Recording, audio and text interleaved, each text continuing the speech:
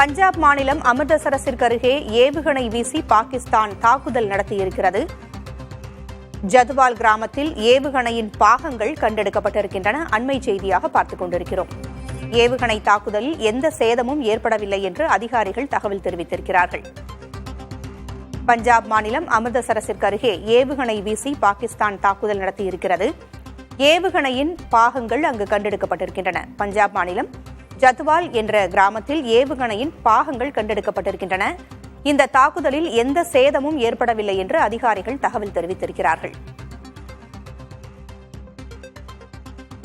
இந்திய சுற்றுலா பயணிகள் மீது பாகிஸ்தான் தீவிரவாதிகள் தாக்குதல் நடத்திய நிலையில் பாகிஸ்தான் மீது ஆபரேஷன் சிந்தூர் என்கின்ற பெயரில் இந்திய அரசு தாக்குதல் நடத்தியது. தீவிரவாதிகள் முகாம்களை குறிவைத்து இந்த தாக்குதல் நடைபெற்றது. இந்நிலையில் பஞ்சாபில் ஏவுகணை தாக்குதல் நடந்திருக்கிறது. கூடுதல் விவரங்களை வழங்க செய்தியாளர் பாலவெற்றிவேல் இணைந்திருக்கிறார். பாலவெற்றிவேல், பஞ்சாபில் ஏவுகணை வீசி தாக்குதல் நடத்தப்பட்டிருக்கிறது. ஏவுகணையினுடைய பாகங்களும் கண்டெடுக்கப்பட்டிருக்கின்றன. கூடுதல் விவரங்கள் என்ன?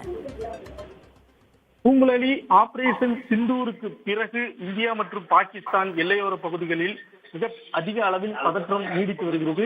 குறிப்பாக ஜம்மு காஷ்மீர், பஞ்சாப், ராஜஸ்தான் மற்றும் குஜராத்தை ஒட்டியிருக்கக்கூடிய எல்லையோர பகுதிகளில் இருபுற ராணுவங்களும் தாக்குதல் நடத்தி வருகின்றன. இந்நிலையில்தான் பஞ்சாப் எல்லையோர பகுதிகளில் P-15E என கூறப்படுகின்ற சீன தயாரிப்பு ஏவுகணை ஒன்று வீழ்த்தப்பட்டு 2 ஏவுகணையினுடைய பாகங்கள் கண்டெடுக்கப்பட்டிருக்கிறது.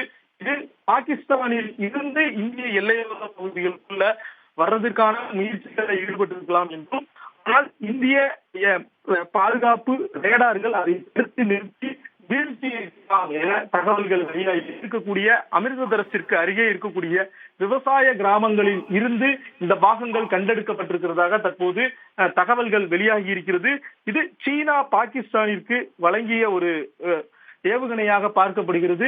பாகிஸ்தானினுடைய ராணுவம் பயன்படுத்தி இருப்பதாகவும் தகவல்கள் வெளியாகி இருக்கிறது.